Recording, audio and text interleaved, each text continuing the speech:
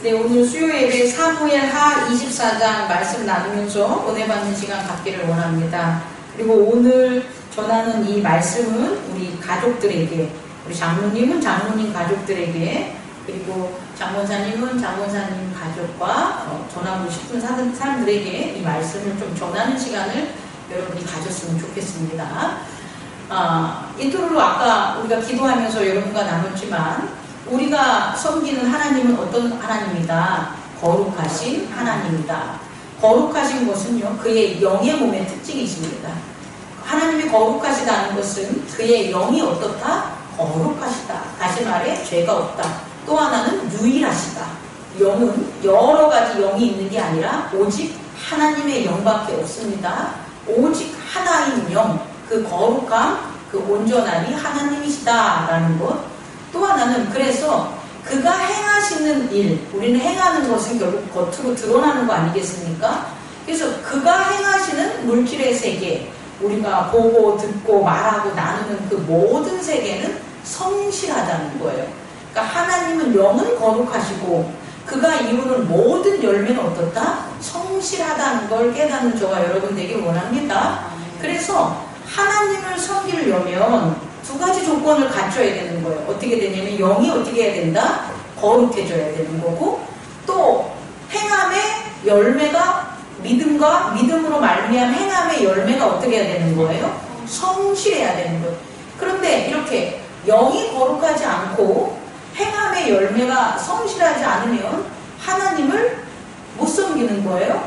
뵙지 못합니다. 문제는 하나님이 백성이라고 언약을 체결했고 하나님이 그의 자녀라고 언약을 체결했음에도 불구하고 영이 거룩하지 못하고 그의 행실이 뭐하지 못하면, 성실하지 못하면 어떤 일이 벌어질까요?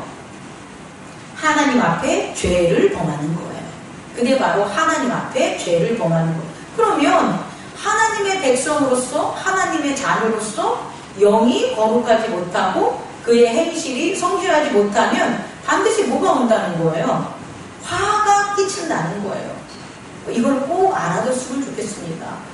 그게 하나님의 자녀로서 누리는 권세와 하나님의 자녀로서 행하는 책임에 대한 결과라는 거예요. 그래서 우리는 하나님을 섬김으로 영이 거룩해지고 행함이 어떻게 해야 되냐? 성실해야 되는데 이 세상이 어떤 세상이니까? 이 세상이 세상 임금이 지배하는 세상, 인간들이 만들어낸 세상, 인간 세자잖아요. 세상, 인간세, 그리고 형상상, 모일상자가 되려나? 인간이 만든 모든 형상들이 있는 게 세상이라는 거예요. 인간 세상. 그런데 이런 인간 세상에서 우리 도대체 어떻게 해야 하나님의 거룩한 영을 지키고 그리고 또 그의 성실한 행위를, 성실한 열매를 지킬 수 있을까요? 그래서 구약에서는 뭘 허락했냐면 성막에 법계, 언약계를 허락한 거예요. 다시 말해 성막이라는 성소, 지성소와 성소가 있는 성막, 그 성막 안에 뭘 모시게 한 거예요? 법계, 언약계를 모시게 한 거예요. 그러면 어떤 일이 벌어지냐면 이 인간이 만든 세계에 유일하게 누가 만든 곳이 있는 거예요? 하나님이 만든 성소가 있는 거예요. 그러면 인간의 세계는 다 뭐 할 수 있는데 영이 거룩하지 않는 영들이 지배하고 성실하지 않는 그런 불의의 열매들이 맺을 수 있는데 누가 만든 곳? 하나님이 만든 성소 안에, 지성소 안에 법계를 잘 모시는 그곳은 하나님의 나라가 되기 때문에 그곳에서는 영이 어떻게 되는 거예요? 거룩한 영으로 살아날 수 있는 거예요. 깨어날 수 있는 거예요. 또 하나는 그곳에서 이루어진 그런 제단과 선포된 말씀을 따를 때 행함이 성실한 열매를 맺을 수가 있었다는 거예요. 신약에 와서는 누구를 통해서? 예수 그리스도를 통하여 예수 그리스도가 언약계입니다. 예수 그리스도의 몸에 하나님의 언약이 세워진 거예요. 어떤 언약? 그리스도, 죄 언약에 써놓은 거고, 또 하나는 그 몸이 장차 나타날 부활에 있어서 하나님과 함께할 영광이 있다는 그 언약이 예수 그리스도 안에 뭐 하는 거예요? 새겨져 있다는 거예요. 그래서 예수 그리스도가 신약에 있어서는 뭐가 되는 거예요? 하나님의 언약인 거예요. 그래서 하나님의 백성, 하나님의 자녀는 반드시 예수 그리스도에 뭐가 있어야 되는 거예요? 언약이 있어야 돼요. 근데 그 언약을 어디다 보관하냐는 거예요? 구약에 있어서 법궤를 어디다 보관한 것처럼 성소에 지성소, 성소 안에 지성소, 지성소 안에 보관한 것처럼 예수 그리스도를 우리는 어디에 보관해야 되냐면 성전에 보관해야 돼요. 다시 말해 예수 그리스도가 베드로의 반석을 통해 세운 그 교회 안에 예수 그리스도가 계셔야 되는 거예요. 그래서 교회를 떠난 예수 그리스도는 있을 수 없고요. 또 교회 없는 예수 그리스도도 있을 수 없다는 걸 깨닫는 저와 여러분 되기를 원합니다. 근데 그 더 중요한 것은 그 교회가 유형에 있는 이런 마음과 육체들이 듣고 바라보는 교회도 있지만 그것은 결국 우리의 내면의 세계에 하나님이 예수 그리스도 세상이 버린 돌로 지은 거룩한 제단인 예수 그리스도의 성전이 우리 안에 있다는 뭐한 사람은 예수 그리스도를 영접한 사람에게는 그 사람의 내면의 세계에 뭐가 있다? 예수 그리스도의 산돌로 지은 신령한 제단 성전이 있고 내면의 세계에 있는 마음이 그 성전이 있음을 인스피리트 영감으로 알 수 있다 없다 있다라는 걸 깨닫는 저와 여러분 되기를 원합니다. 자, 오늘 가장 중요한 건 뭐냐면 언약궤는 어디에 보관해야 되냐? 성소에 보관해야 되는 거예요.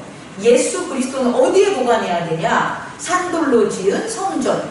우리는 그 예수 그리스도가 산돌로 지은 성전에 있다는 걸 이 교회를 통해서 이 교회와 예배를 통해서 증언자가 되는 거예요, 여러분. 오케이? 오케이. 자, 그럼 첫 번째로 자, 그래서 이 성전을 이제 우리 안에 있는 거잖아요. 구약에 있었을 때는 그 성소 안에 언약궤가 있는 거고 신약에 있어서는 교회 안에 예수 그리스도가 있는 거고 내 내면의 세계에 신령한 제단 위에 예수 그리스도의 언약궤가 있는 거잖아요. 그래서 우리가 해야 될 일이 있다는 거예요. 첫 번째로 뭘 해야 되냐면 우리의 육체는 들어야 되는 거예요. 우리 육체는 뭐 한다고요? 들어야 돼요. 뭘 들어야 될까요? 말씀을 들어야 되는 거예요. 끊임없는 하나님의 말씀을 들어야 되는데 하나님의 말씀이 어디에 기록되어 있습니까? 바이블, 성경에 기록되어 있고 이 말씀은 살아계신 말씀이기 때문에 오늘날 그대로 살아서 운행할 수 있다는 거예요. 자, 여러분 우리가 있잖아요. 죽은 사람의 유언도 들어요? 안 들어요? 듣지요? 유언을 들으면 그 말이 뭐예요? 살아서 이루어지잖아요. 내 유언을 따르는 자에게 내가 이런 것을 하리라 라고 남기잖아요. 그럼 유언을 따른 자는 그 사람은 죽었음에도 불구하고 그 말은 살아가지고 유언을 따른 자에게 뭐예요? 작용하잖아요. 그것을 잃지 않는 자는 계속해서 그 작용으로 살아가잖아요. 사람은 죽었는데 뭐는 살아있는 거예요? 말은 살아있는 거잖아요. 그러면 하나님의 말씀은 오직 하겠냐는 거예요.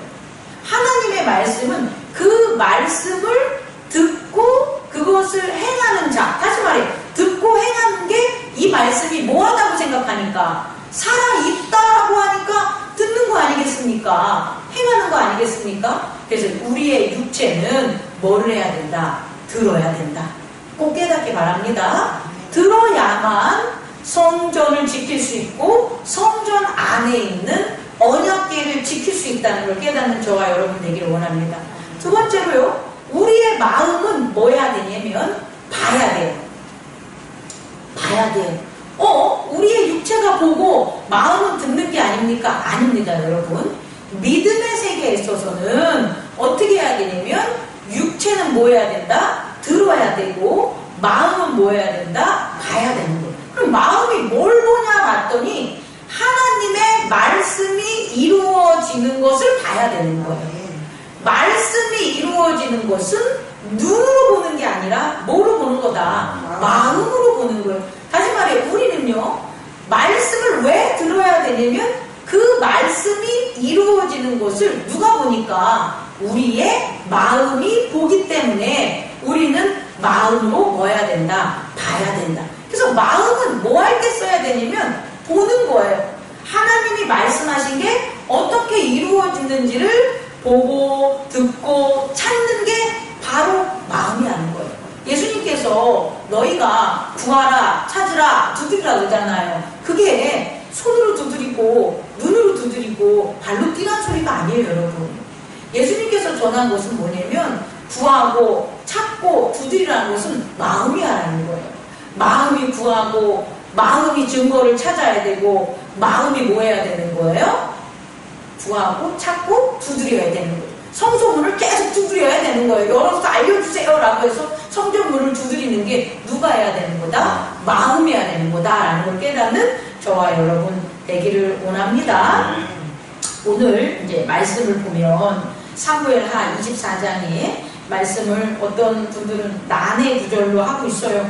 근데 그 난해 구절은 다른 게 난해 구절이 아니라 역대상 21장을 보면 사탄이 일어나 이스라엘을 대적하고 다윗을 충동하여 이스라엘을 계수하게 하니라 이렇게 기록된 말씀과 오늘 사무엘하 24장에 여호와께서 다시 이스라엘을 향하여 진노하사 그들을 치시려고 다윗을 격동시키사 가서 이스라엘과 유다의 인구를 조사하라 하신지라 라는 말이 이렇게 다르게 기록된 것 같지만 사실은 표현만 다르지 내용은 같다라는 거예요.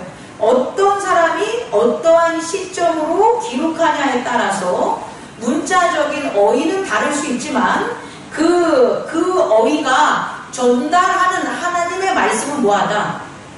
동일하다는 걸 깨닫는 저와 여러분 되기를 원합니다. 그래서 이것은 난해 구절이라고 볼 수 없는 거예요. 왜 없냐면 세 번째로 우리가 이것을 적용한다면 하나님께서 다윗을 뭐 한 거예요? 격동시켰는데 24절 어떻게 격동시켰냐 봤더니 사단이 충동하게 한 거예요, 여러분. 사단이 일어나 이스라엘을 대적하게. 이 말은 사단이 일어나 이스라엘을 대적하게 만든다는 건 사단과 이스라엘이 싸운다는 의미가 아니라 사단이 이스라엘을 대적하게 만드는 사람으로 충동질했다는 거예요. 다시 말해 지금 이스라엘의 상황은 어떤 상황이냐면 세속화된 상황이에요. 사유화된 상황이에요. 뭐 때문에? 이 사단이 다윗이 통치하는 이 시간의 이스라엘인들을 세속화하게 만드는 걸 사단을 통해서 충동질했다는 거예요. 그런데 이렇게 세속화시키고 그들이 선민으로서 하나님께 드려질 그들의 몸을 자기들이 먹고 마시는 오욕칠정을 하는 사유화된 몸으로 사용하는 것은 이때만 그런 게 아니라 어떨 때 외부로부터의 침략이라든지 이러한 전쟁이 끝날 때 또 외부로부터 전쟁이 끝나니 국가적으로 뭐 할 때? 번성할 때 인구는 많이 늘어나고 산업은 발달하고 그들의 문화와 경제와 어떤 예술이나 이런 사회적인 환경들은 아주 좋아지는 그럴 때라는 거예요. 그럴 때에 누가 충동질하냐 봤더니 사단이 충동질한다는 거예요. 그럼 이 사단이 충동질하는 것은 이스라엘인들을 충동질할 수 있고요. 또 하나는 다윗도 뭐 할 수 있는 거예요? 충동질할 수 있다는 걸 깨닫는 저와 여러분 되기를 원합니다. 그럼 그 사단이 충동질한 건 우리가 그동안 많이 배웠던 뭐가 되는 거예요? 이기적인 의지가 되는 거예요. 우리의 이기적인 의지가 환란으로부터 뭐 할까요? 어려움을 경험하고 상함을 받을 때는 그 이기적인 의지가 발생하지 않아요. 발생한다 해도 아주 적죠. 예를 들어서 내 몸이 너무 아픈 거예요? 그럼 이기적이죠. 내 몸이 낫기 위해서. 그런데 내 몸이 낫기 위한 그 이기적인 의지가 발생할 때 나 혼자 할 수 있는 능력의 의지로 않는 거예요. 이기적인 의지는 뭐냐면 나를 위한 건데 그 나를 위한 것이 내 힘으로 하는 게 이기적인 의지예요. 근데 나를 위한 건데 내 힘으로 할 수 없어. 그럼 내 의지가 작용하는 게 멈추고 낮아질 수 있는 거예요, 여러분. 이거 꼭 깨닫기 바랍니다. 다시 말해, 내가 낮아지고 겸손해지는 이유는 뭐냐면 내가 할 수 있는 게 없다라는 거예요. 그게 낮아지는 거예요. 그럼 그 혜택이 뭐냐 봤더니 이기적인 의지가 낮아지는 거예요. 그럼 어떤 일을 하냐면 잘못된 믿음으로 영접하는 세속화를 하지 않고 거짓된 믿음으로 사유화하는 일들을 안 하게 된다는 거예요. 이걸 깨닫는 저와 여러분 되기를 원합니다. 이스라엘은 지금 어떻게 된 거냐면 아주 번영과 안정과 평화가 잘 이루어질 때라는 거예요. 근데 그것을 사람의 눈으로는 안 보이지만 믿음의 눈으로 봤을 때 그때가 어떤 때다? 사단이 충동하는 때다.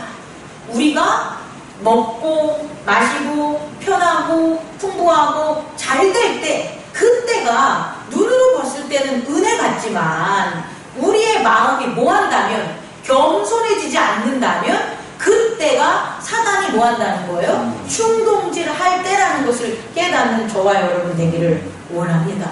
그런 충동질로 인해서 다윗이 범죄하게 되는 거예요. 어떤 범죄를 하게 되냐 봤더니 인구 조사를 하는 거예요. 그럼 제가 이 말씀을 준비하면서 도대체 인구 조사가 뭐가 그렇게 큰 잘못일까? 우리는 이렇게 생각을 하잖아요. 그런데 하나님의 백성에게 있어서의 인구 조사는 대단히 정말 월권 행위라는 거예요, 여러분. 여러분, 오늘날도요, 국가가 인구 조사를 해요. 여러분, 인구 조사 합니다. 주민등록하지만 어떤 대통령이 됐을 때 전체 인구조사 한다고 인구조사할 때 있어요. 그거 왜 할까요? 인구를 조사하는 이유는 통제 때문에 그래요. 도대체 몇 명이 어떻게 무엇을 하고 어떻게 살아가고 있을까를 왕이, 대통령이 직접 보겠다는 거예요. 정부가 직접 보겠다는 거예요. 그럼 그걸 본 다음에 뭐 하겠다는 거예요? 거기서 필요한 것들에 대해서 내가 앞으로 어떠한 일을 행사할 거야 라는 게, 그게 전제된 게 인구조사라는 거예요. 다시 말해, 다윗이 인구를 왜 조사했을까요? 우린 그것을 봐야 되겠죠. 단순히 인구 조사하는 게 무슨 죄가 되겠습니까? 그죠? 근데 인구를 조사할 만한 건 그만한 권위와 힘이 있는 거 아니겠어요? 다윗이 인구를 조사하는 건 이런 거예요. 자기가 가지고 있는 군병, 자기가 가지고 있는 힘, 자기가 가지고 있는 힘을 나타내는 군병들이 얼마나 되는가를 갖다 뭐 하는 거예요? 조사하는 거예요. 또 하나는 다윗이 그 나라 이스라엘인들을 뭐 하는 거예요? 통제할 수단을 강구할 수 있는 거예요. 이러이러한 자들이 있어, 갓지파에는 어떻게 있고 레위지파는 어떻게 있고 하니까 그렇구나 라는 것들을 파악할 수 있는 것은 통제하기 위해서 인구를 조사하는 거예요. 그러면 이들은 누구의 인구인데? 하나님의 인구인데. 하나님의 인구인데 하나님의 백성을 누가? 다윗이 사유화하는 거예요. 그럼 그렇게 다윗이 사유화하려고 한 그 의도가 요압을 통해서 실천됐단 말이에요? 그럼 죄를 행한 거예요.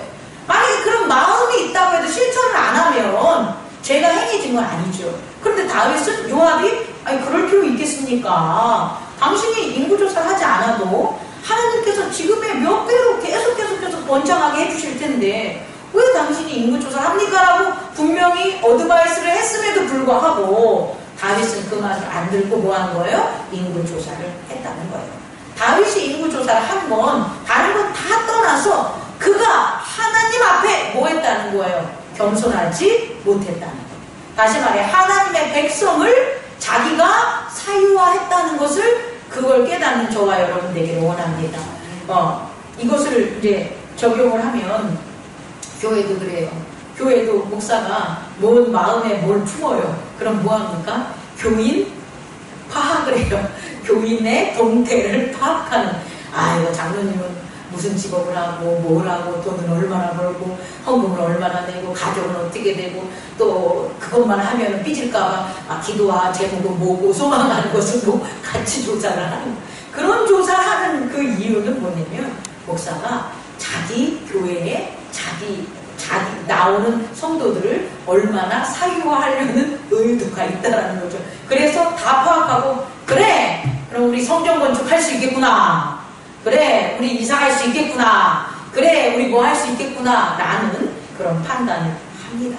다윗도 사무엘 하에는 기록되어 있지 않지만 역대상 21장 이후에 성경 건축으로 이루어지는 인구조사가 되는 거예요. 이것을 하나님은 원한다, 원치 않는다, 원치 않는다는 걸 깨닫는 저와 여러분 되길 원합니다. 네 번째, 그럼 다윗은 왜 하나님의 긍휼로 살았던 친구인데, 그리고 오늘 이런 잘못을 했음에도 불구하고 죄를 갖다가 자복하는 마음에서 했을 때 갓 선지자로 말미암아 어떤 거예요? 세 가지 선택안을 하라고 했을 때 하나는 기근인데 몇 년 기근? 7년 기근. 하나는 원수들에게 석 달 쫓기는 것. 그리고 하나는 사흘 동안의 전염병일 때 다윗이 뭘 선택했습니까? 사흘 동안의 전염병을 선택했죠. 이거는 다 똑같은 거예요.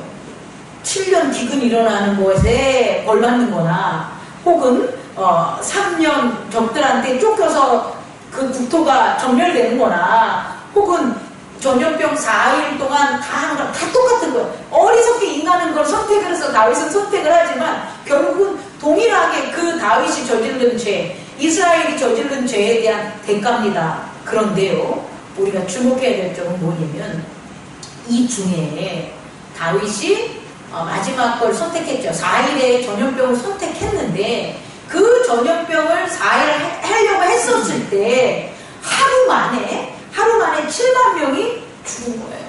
그랬을 때 하루 만이에요. 그럼 4일이 되면 어떻게 되는 거예요? 7, 4, 28, 28만 명? 그럼 전체 인구의 지금 거의 10분의 한 2나 3 정도가 죽는 그런 일들이 벌어지는 거잖아요. 그런데 이때 다윗이 뭐 한 거예요? 다시 제정신을 차린 거예요. 뭘 차렸냐? 하나님이 긍휼하신 왕이라는 걸 찾은 거예요. 하나님이 나를 지금까지 나를 살리시고 나를 왕으로 이렇게 세운 것은 하나님이 어떤 왕이기 때문에, 긍휼의 왕이기 때문에, 군사의 왕이 아니고 힘의 왕이 아니고 재물의 왕이 아니고 이런 세속적인 그런 이방신들 같은 그런 왕이 아니라 하나님이 어떤 왕이었다, 신이었다, 긍휼의 하나님이라는 것을 다시금 뭐 한 거예요? 깨달은 거예요. 그러니 그 깨달음으로 다윗은 뭐 한 거예요? 다시 회개하는 거죠. 내가 지금 뭔 짓 한 건지, 하나님은 이렇게 나를 이끌었는데 내가 왜 하나님 앞에 범죄하였을까라는 것을 긍휼의 하나님을 깨달음으로 다윗은 다시 회개한 거예요. 그랬을 때 하나님이 갓을 통해서 돌이키신 거예요. 후회한 게 아니라 돌이키신 거예요. 돌이켜서 어떻게, 불쌍한 보인 거잖아요. 하나님이, 긍휼의 하나님이 우리의 죄를 탕감해 주거나 우리가 장차 당할 고난을 탕감해주는 유일한 방법은 긍휼밖에 없어요. 하나님이 긍휼하심을 내가 깨닫고 내 불쌍함을 나타내야지 하나님은 긍휼의 하나님이기 때문에 그걸 감안하신다는 거예요. 가감하신다는 거예요. 그래서 하나님이 가감한 거예요. 4일 동안에 이스라엘 백성을 다 치려고, 다윗의 범죄함이나 이스라엘의 범죄함으로 4일 동안 전염병으로 치려고 했던 것을 오히려 긍휼한 하나님을 발견하고 다시금 겸손한 긍휼한 자가 된 다윗을 보고, 너가 제단을 다시 잘 뭐하면 세우면 그때 이 전염병을 다 뭐한다? 없애시겠다고 하는 것을 깨닫는 저와 여러분 되기를 원합니다. 우린 여기서 발견할 수 있는 게 뭐냐면 하나님이 원하시는 것은 뭐다? 긍휼함이다. 그 긍휼함이 거룩함과 성실함을 이루는 우리의 행위적 감정이라는 걸 깨닫는 저와 여러분 되기를 원합니다. 우리가 영적으로 저는 거룩해요? 그런데 긍휼하지 못한데 어떻게 영적으로 거룩하겠어요? 불쌍함을 알고 낮아짐을 아는 게 긍휼함인데 낮아지지도 않고 형제가 불쌍한 것도 못 느끼면서 내 영이 거룩했다? 거짓말 아니겠습니까? 예수 그리스도를 온전히 영접하지 않는 자의 모습이겠죠. 여러분, 긍휼함의 그 긍휼함이 성실함과 겸손함을 깨닫는 저와 여러분 되기를 원합니다. 마지막으로요, 네 번째로 말씀을 마치면서, 그러면 이 긍휼 잃지 않음으로, 하나님이 긍휼을 베푸시는 분야를 잃지 않음으로, 영이 거룩하고 우리의 행함이 성실하게 되기 위해서는 어떠한 노력을 해야 되냐, 이 해결 방법을 찾아야 되지 않겠습니까? 그게 마지막으로 여러분에게 전하겠습니다. 그게 뭐냐면 한번 따라해 보세요. 성경과 언약궤의 일치. 이거 꼭 깨닫기 바랍니다. 다시 말해 뭐냐면 언약궤는 반드시 어디에 보관해야 된다? 성전에 보관해야 되는 거예요. 근데 다윗 시대에 있어서 다윗의 언약궤는 다윗의 성전으로 갔지만 다윗의 성소, 모세가 지은 성소, 성막은, 산당은 다윗의 성전에 있지 않았어요. 그건 어디에 있었냐면 역대하를 다시 여러분 21장에서 24장 찾아보면서 읽으세요. 거기 보면 산당에 다윗의 성이 아닌 곳에 모세가 지은, 모세에게 명한, 모세 때 지었던 성소 여전히 남아있다라는 거예요. 그러면 언약궤가 어디에 보관되지 않는 거예요? 성소에 보관되지 않으면 어떤 일들이 벌어지냐?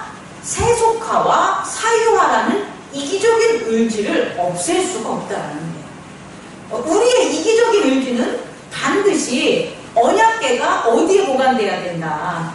성소에 보관돼요. 그러니까 우리 교인들이 이기적인 의지를 작용하지 않고 진짜 산소망을 가지고 살아가려면 이 행복나는 교회에 언약궤가 있어야 된다고 믿어야 되는 거예요. 나는 언약의 나의 구원, 십자가의 보증과 그리고 십자가 고난의 보증과 그리고 여기 장차 나타날 영광에 대한 참여가 행복나는 교회에서 이루어져 라는 게 돼야지 교인이 이기적인 의지를 이곳에서 작용하지 않는 거예요. 그런데 언약은 다른 곳에 두고 성전은 제사 지내는 곳을 다른 곳에 두면 결국은 어떤 일이 벌어지느냐? 이기적인 의지가 작용하는 거예요, 여러분. 우리의 마음도 마찬가지예요. 예수 그리스도는 남들이 뺏어가거나 신분받는 곳에 두면 안 돼요. 내가 죽을지라도 내 안에 영접을 해야지 우리가 예수 그리스도의 신령한 제단을 지킬 수 있는 거예요. 이걸 꼭 깨닫는 저와 여러분 되기를 원합니다. 그리고 그 예수 그리스도가 있는 그 언약궤에 뭐가 있다? 성전이 있다라는. 성전은 마음의 성전을 또 세워야 되는 거예요, 여러분. 내 마음이 정말 예수 그리스도를 성전 안에서 제사장으로 그렇게 하고 있다는 것을 내 마음이 뭐 하는 거예요? 내 마음이 봐야 되는 거예요.